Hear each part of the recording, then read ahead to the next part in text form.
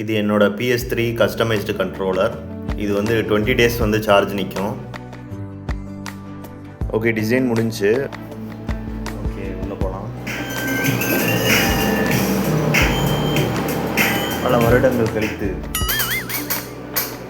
ஆக்சுவலாக ரொம்ப நேரம் வந்து மொபைல் யூஸ் பண்ணுறது இதெல்லாம் வந்து குறைக்கணும் அப்படின்றதுக்காக தான் கேமுக்கு ஸ்விட்ச் ஆன். எல்லா வேலையும் முடிச்சுட்டு நைட் டைமில் வந்து ஒரு கேம் விளையாண்டுட்டு அப்படி தூங்கிடலாம். ஹாய் ஃப்ரெண்ட்ஸ், எல்லோரும் எப்படி இருக்கீங்க? இந்த வீடியோ வந்து PS3யோட கண்ட்ரோலருக்கு வந்து நான் பேட்டரி சேஞ்ச் பண்ணுறதை பற்றி. பட் வந்து வழக்கமான பேட்டரி நான் வாங்கலை. கண்ட்ரோலர் வந்து இது நான் சந்தையிலேருந்து வாங்கினது. இது வந்து ஒரிஜினல் கண்ட்ரோலர். இதுக்கும் இருக்கிற டிஃப்ரென்ஸ் பாருங்கள். இப்போ இதில் இருக்க போர்டு, இதோட குவாலிட்டி மேக் பாருங்கள். அதே இதில் வந்து ஃபேக்.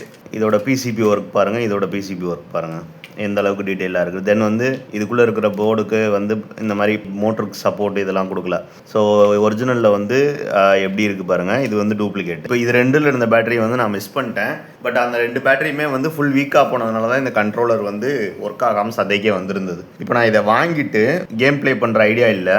அப்புறம் ரொம்ப நாள் கழித்து எமுலேட்டரை யூஸ் பண்ணி கேம் விளையாடலாம் அப்படின்றதுக்காக நான் எடுத்தேன். என்கிட்ட ஒரு பவர் பேங்க் இருந்தது. ஸோ அந்த பவர் பேங்க்கில் இருந்த பேட்டரி வந்து 10,000 mAh பவர் பேங்க்கு. PS3 கண்ட்ரோலரோட பவர் 3.7 வோல்ட். தென் வந்து 600 mAh பேட்டரி. mAhன்றது வந்து நம்மளுக்கு எவ்வளோ நேரம் சார்ஜ் லாங்காக இருக்கணும் அப்படின்ற கேத்தாப்புல என்கிட்ட பவர் பேங்க்கில் வந்து இந்த சைஸ் இருந்தது. 2 வயர்ஸ் கொடுத்து இந்த பின்னில் கொடுத்து இதை டர்ன் ஆன் பண்ணி பார்த்தேன். PS பட்டனை ப்ரெஸ் பண்ணுறேன், இந்த இது எரியுது பாருங்கள். ஸோ இது வந்து நம்மளுக்கு கனெக்ட் ஆகும், கரெக்டாக இருக்குது. இப்போ இதே மாதிரி வந்து இந்த இதையும் டெஸ்ட் பண்ணேன். இந்த பேட்டரியை வந்து கனெக்ட் பண்ணிவிட்டு சார்ஜ் போட்டால் சார்ஜ் ஆகலை.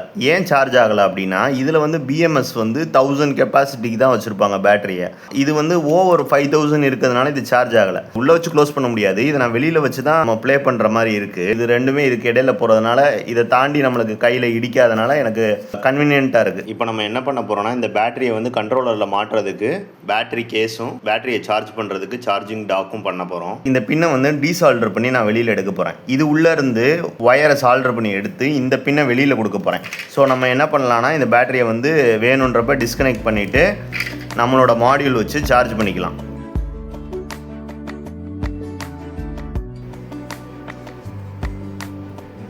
ஓகே, இதை நம்ம டீசால்டர் பண்ணியாச்சு. இதில் வந்து 2 ஒயர் வைக்க போகிறோம். இது வந்து ஒரு ஸ்க்ரூ ஹோல் தான். இதில் வந்து இந்த மாதிரி காடி இருந்தது. இந்த காடியை வந்து நான் ரிமூவ் பண்ணிட்டேன். ஆக்சுவலாக உங்களால் பேட்டரி வாங்க முடியும் அப்படின்னா, பேட்டரி கிடைக்கிது அப்படின்னா நீங்கள் அதை வாங்கி போட்டுருங்க. எனக்கு வந்து இந்த ஒரு ஐடியா தோணுனது. ஸோ அந்த ஐடியாவையும் ஷேர் பண்ணலாம் அப்படின்றதுக்காக தான் நான் இந்த மாதிரி பண்ணியிருக்கேன். இதில் ஒரு ஒயரு. ஸோ அதுக்கு நியர்பையில் இருக்க இந்த இது இருக்குல்ல, இதில் வந்து இன்னொரு ஒயர். இந்த ஜாய்ஸ்டிக்கில் வந்து இங்கே ரப்பர் இல்லைல்ல. ஸோ என்கிட்ட இன்னொரு ஜாய்ஸ்டிக்கில் ரப்பர் இருந்தது. பட் இதோட குவாலிட்டி அளவுக்கு அது இருக்குமான்னு தெரியல. ஓகே, இப்போ நம்ம வந்து இந்த இதை ரீப்ளேஸ் பண்ணி பார்ப்போம்.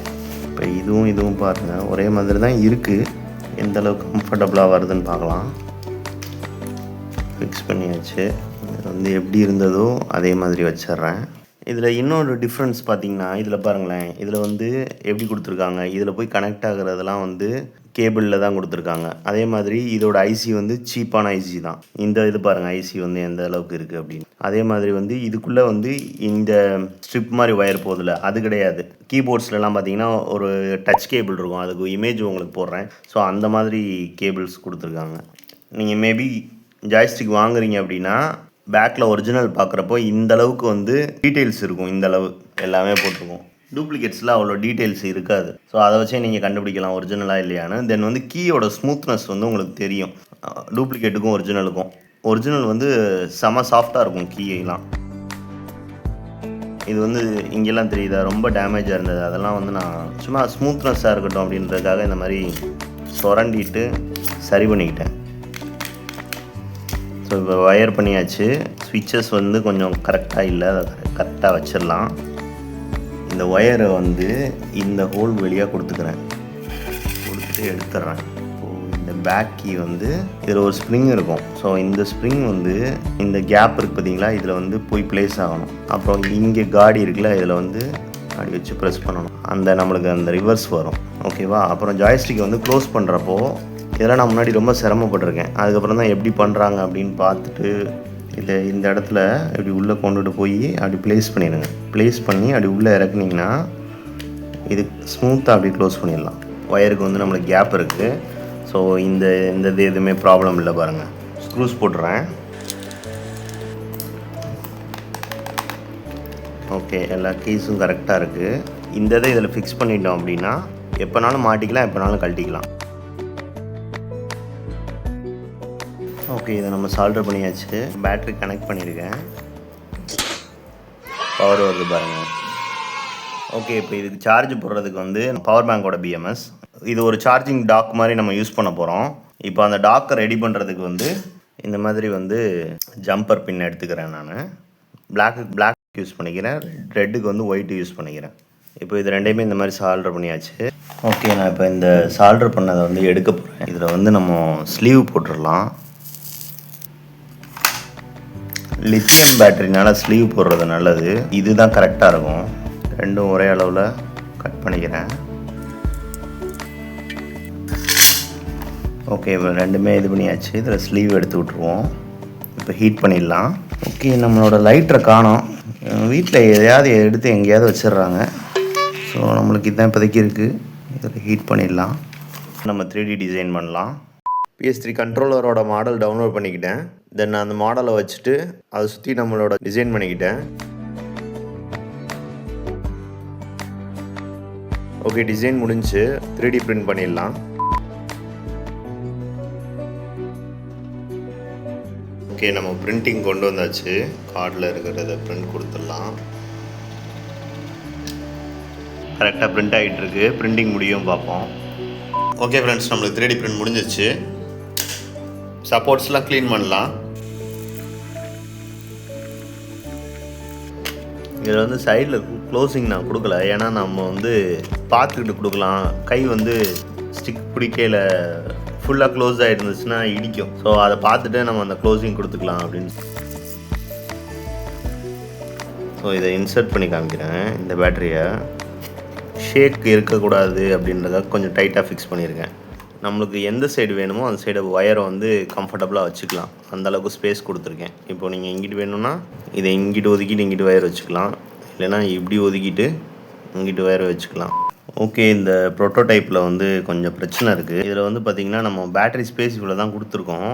இது பேட்டரியோட வித்து வந்து கொஞ்சம் பெருசாக இருக்குது. இதை நம்ம இன்சர்ட் பண்ணும்போது இது லைட்டாக கொஞ்சம் அகலம் கொடுக்குது. அது உங்களுக்கு தெரியுதா கேமராக்கு? இந்த இடத்துல கொஞ்சம் பம்ப் ஆகுது. பேட்டரி வந்து ஃபிக்ஸ் ஆகிறதுல ப்ராப்ளம் இல்லை, ஃப்ளாட்டாக உட்காரும்னு நினச்சேன். இது வந்து லாக் ஆகலை.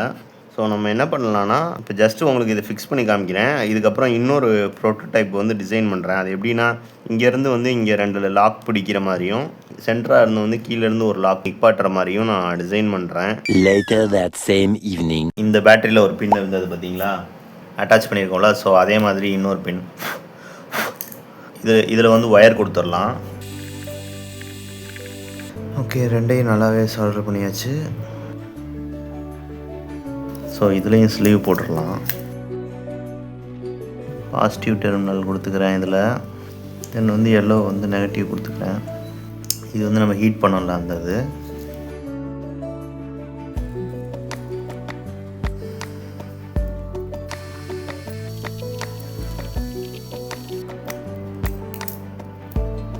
ஓகே, இந்த 2 பேட்டரி ரெடி ஆயிடுச்சு நம்மளுக்கு. இப்போது பேரலாக கனெக்ட் பண்ணுறதுக்கு வந்து எல்லோ வந்து இப்போ ப்ளஸ் லைனில் இருக்குது, க்ரீன் வந்து மைனஸ் லைனில் இருக்குது. ஸோ இப்போ நம்ம வந்து எல்லோ வந்து ப்ளஸில் கொடுத்துடலாம். இதில் ப்ளஸ் வந்து கிரே வந்து ரெட்டுக்கு போகுது. ஸோ இப்போ எல்லோ வந்து நம்ம இந்த ரெட்டில் கொடுக்கணும். நம்மளுக்கு எதுவும் ஹீட்லாம் ஆகலை. ஸோ கரெக்டாக தான் கனெக்ட் ஆகிருக்கு. இதில் நம்மளுக்கு பவர் வரதை பார்க்கலாம். மல்டிமீட்டரில் நம்ம ரெண்டும் ஒரே பேரலில் கனெக்ட் பண்ணதுனால ரெண்டும் சேர்த்து நம்மளுக்கு ஒரே இதான் வரும். ஸோ இப்போ நம்மளுக்கு கரெக்டாக இருக்குது. இப்போ மீட்டரில் பார்த்திங்கன்னா நம்மளுக்கு சார்ஜ் ஏறுறது காமிக்குது. இது கூட வரும். சார்ஜ் ஏறினதும் ஸ்டேபிள் ஆகிடும். The next day. இது நம்ம 3D மாடல் பிரிண்ட் பண்ணியாச்சு. இது வந்து ஃப்ளாட்டாக தான் பிரிண்ட் பண்ணேன். அதுக்கப்புறமா வந்து நம்ம ஹீட் பண்ணிவிட்டு இதை பெண்ட் பண்ணிக்கிட்டோம். இப்போ இதை ஜாய்ஸ்டிக்கில் வந்து நம்ம பேட்டரி ஃபிக்ஸ் பண்ணலாம். ஜாய்ஸ்டிக் பார்த்தீங்கன்னா இதில் பெயிண்ட் பண்ணியிருக்கேன். ஏன்னா ஆல்ரெடி வந்து ஸ்க்ராச்சஸ் இந்த மாதிரி இருந்ததில்ல, அந்த ஸ்க்ராச்சஸ்லாம் இருந்தது வந்து கொஞ்சம் ரஸ்டி லுக்கில் வந்து நான் வந்து பெயிண்ட் பண்ணிக்கிட்டேன். இது எப்படி பண்ணேன்னா பிளாக் பெயிண்ட்டை ஸ்ப்ரே பண்ணிவிட்டு டர்பன் ஆயில் இருந்தது கொஞ்சம் காஞ்சதுக்கப்புறம் வந்து தொடச்சி எடுத்ததும் வந்து நம்மளுக்கு இந்த மாதிரி லுக் வந்துருச்சு. எனக்கு இந்த லுக் பிடிக்கும். உங்களுக்கு எப்படி இருக்குன்றத கமெண்ட்ஸில் சொல்லுங்கள். இருந்த மாடலில் வந்து இந்த ஓப்பன் வைக்கல. இப்போ இந்த ஓப்பன் ஏன் வச்சேன் அப்படின்னா நம்ம வயரை வந்து இங்கிட்டு கொடுத்துட்டு லாக் பண்ணிடலாம். ஸோ அந்த மாதிரி தான் கொடுத்துருக்கேன். இப்போ கீழே விழுகாது, நம்மளுக்கு நல்ல டைட்டாக இருக்கும். பேட்டரியை வந்து கனெக்ட் பண்ணிடலாம். பேட்டரியை வந்து பேக் சைட்லேருந்து இன்சர்ட் பண்ணலாம். ஃப்ரண்ட்லேருந்து நம்ம கொடுத்துருந்தோம்ல, இப்போ இதை பேக்லேருந்து இன்சர்ட் பண்ணுற மாதிரி கொடுத்துருக்கேன். ஓகே, இப்போ ஃபுல்லாக இன்சர்ட் ஆகிடுச்சு உள்ள. இப்போ பார்த்தீங்கன்னா பேட்டரியுமே விழுகலை. இப்போ நம்ம இந்த கேப்பை அவ்வளோதான் ஃபுல்லாக வந்து கம்ப்ளீட்டாக நம்மளுக்கு க்ளோஸ் ஆகிடுச்சு. ஸ்ட்ரென்த்தும் பார்த்துக்கோங்க எந்தளவு இருக்குன்னு, நல்லாவே ஹோல்டு பண்ணியிருக்கு.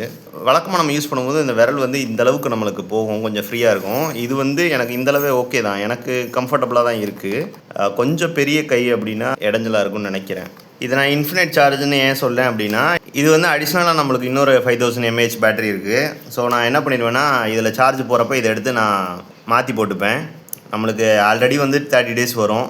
நான் ரொம்பவும் விளையாட மாட்டேன். இதுக்கு வந்து சார்ஜ் போகிற டாக் செட் பண்ணுறோன்னு சொல்லியிருந்தோம்ல, இதான் நம்ம ஆல்ரெடி யூஸ் பண்ணிகிட்டு இருந்த அந்த பவர் பேங்க். நம்ம இது சால்டர் பண்ணதெல்லாம் நீங்கள் பார்த்துருப்பீங்க. இப்போ இந்த இதை இதில் வச்சு ஸ்க்ரூ பண்ணிட்டேன் பழையபடி. இங்கே நம்மளுக்கு வந்து என்ன பவர் இருக்குது அப்படின்னு செக் பண்ணுறதுக்குரிய ஸ்விட்ச் இருக்குது. இந்த வயர்ஸ் வெளியில் வர மாதிரி இல்லாதனால இங்கே கேப் இல்லை. ஸோ நான் இந்த இடத்துல ஒரு சின்ன கட் கொடுத்துக்கிறேன். ஒயர் போகிற மாதிரி கட் கொடுத்தாச்சு.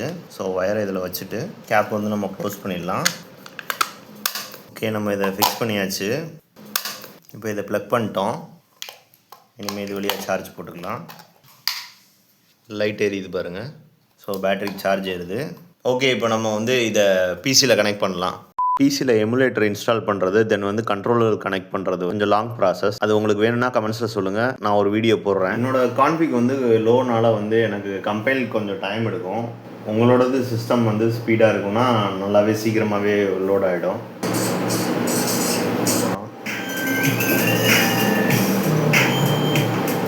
பல வருடங்கள் கழித்து கண்ட்ரோல் வந்து இதில் தான் ஆப்ரேட் ஆகுது.